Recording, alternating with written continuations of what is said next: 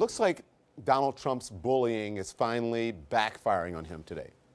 The president who launched the My Way or the Highway assault on American institutions from day one, finding out they can still fight back. He's getting pushback tonight from his own party.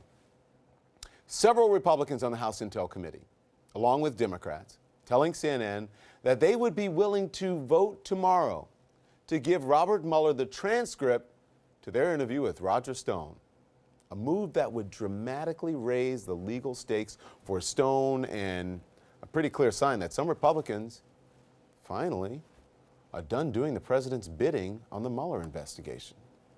Interesting, huh? And remember that signed letter of intent to move ahead with negotiations to build Trump Tower in Moscow, signed by Donald Trump, the letter obtained by Chris last night? The letter Rudy Giuliani insisted to Ardana Bash had never been signed, Rudy said.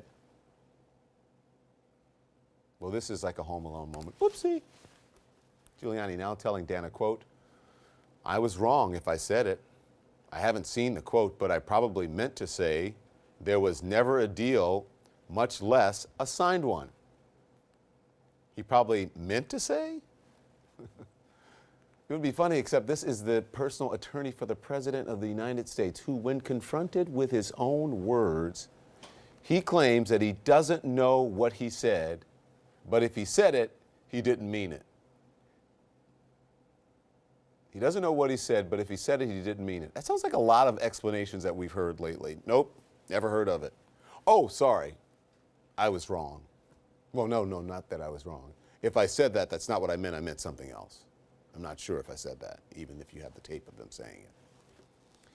And remember when the president lied to reporters on Air Force One and said he knew nothing about Michael Cohen's hush money payment to Stormy Daniels? President, did you know about the $130,000 payment to Stormy Daniels? No. Why did Michael Cohen make it if there was no truth to your allegation? Well, you have to ask Michael Cohen. Michael's an attorney, and you'll have to ask Michael Cohen. Do you know where he got the money to make that payment? I don't know. No. Well, investigators could be pretty interested in this. The Wall Street Journal is reporting tonight that sworn statements by Donald Trump dating back several decades indicate that he has a deep understanding of campaign finance laws. They could also just listen to Trump in his own words, talking to Larry King. This is 1999. Watch this. I wouldn't run if I didn't think I could win the election. I wouldn't run just to get 21% of the vote and say I got more votes than anybody. It wouldn't do it for me. How about campaign finance reform? I think nobody knows more about campaign finance than I do, because I'm the biggest contributor. Okay, but what about reform? Well, does it need it's reform? a very complex. You're the reform you know party. what? It's a very complex thing. As an example, I'm allowed to give $1,000 to every senator, right? Do you know how little that is? This was 20 years ago, $1,000. Now, I love it because, you know, I'm capped out at $1,000 per senator, and they all love me for it. You know, I give them $1,000, it's great. Soft money, hard money, PAC money. You have other ways. Ruh-roh. Nobody knows more about campaign finance than me. Sounds like Donald Trump knows plenty about campaign finance. A fact that could certainly backfire on him. There's always a tape or a tweet for everything. Did you notice that?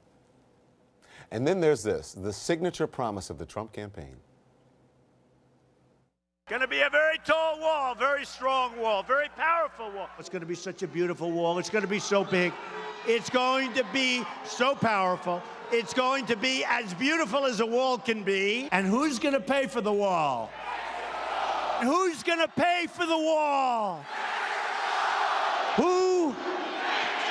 Mexico's going to pay for the wall, and they understand that. We need security. We need the wall. We're going to have it all. Yeah. A big, beautiful wall with a big, beautiful door in it. Remember that? He didn't say a big fence with a gate in it. Big, beautiful wall with a door. Who's going to pay for the wall? Anybody? Who's going to pay for the wall? Mexico. No one. Right. Doesn't look that way. Two White House aides tell CNN that the president probably has no choice but to knuckle under to Congress, abandoning the wall and signing a temporary funding measure to avoid a government shutdown on Friday. when he's on his way to Mar-a-Lago for an extended Florida vacation. Bad optics much? Other sources are telling CNN tonight the president is increasingly sensitive to the criticism that he's backing down on the wall after saying this just last week. I am proud to shut down the government for border security, Chuck. I will take the mantle. I will be the one to shut it down. Not so much. Instead, he's caving. The president just yesterday tweeted that he is building what he calls artistically designed steel slats that you can see through. That, by the way, is not a wall. It's a fence. And the president doesn't have the money for it. As for his claim that Mexico will pay for the wall, now the president says that the money will come from his new trade deal with Mexico and Canada, a deal that has not been ratified, is far from a sure thing, and has absolutely no provision to spend money on a wall. And then there's the president's stunning decision today to ignore his own military and advisors and abruptly order American troops out of Syria. The White House putting out a video tonight, falsely claiming, in spite of everything his own military has told the president, falsely claiming to have defeated ISIS. And we have won against ISIS. We've beaten them, and we've beaten them badly. We've taken back the land, and now it's time for our troops to come back home. Does that remind you of anything? Mission accomplished, anyone? And it is important to know that rather than, I don't know, maybe addressing the nation, the commander-in-chief chose to put out a White House-produced video. After tweeting this morning, quote, "We have defeated ISIS in Syria. My only reason for being there during the Trump presidency." Okay. Congress and senior officials in the Trump administration are furious. One official telling CNN's Jake Tapper tonight, senior officials across the administration agree that the president's decision by tweet will recklessly put American and allied lives in danger around the world, take the pressure off of ISIS, allowing them to reconstitute, and hand a strategic victory to our Syrian, Iranian, and Russian adversaries. It's a mistake of colossal proportions, and the president fails to see how it will endanger our country. That is a stunning denunciation of the president from his own administration. Also from senior members of his own party, this. Everybody was offended by the fact that we read about it in the paper. I have not found one person, national security-wise, who believes it's a good idea to remove the 2,200 troops. If Obama had made this decision, Republicans would be all over him.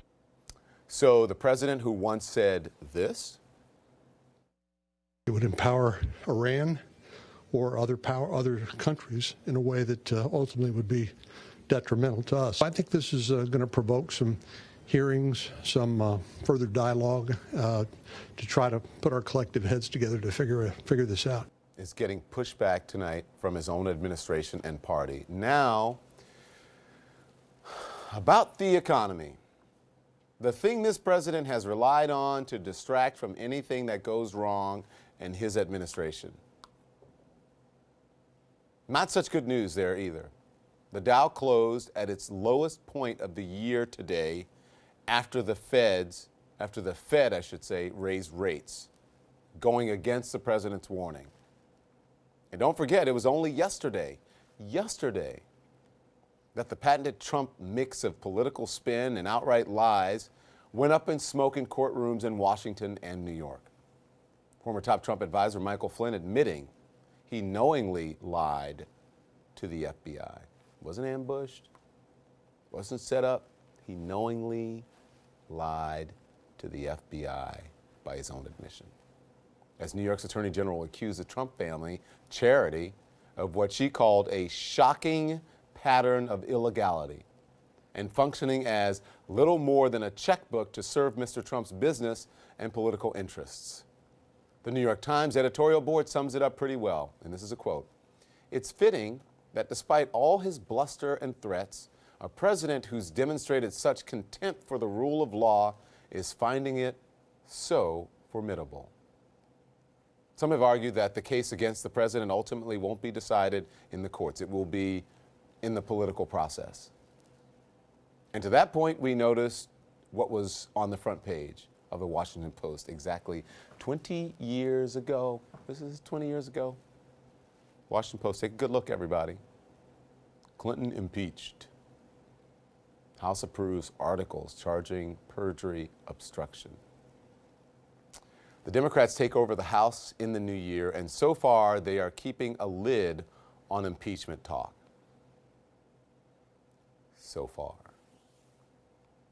Our breaking news tonight, the Senate passing a continuing resolution to keep the government open through February 8th. The bill goes to the House next.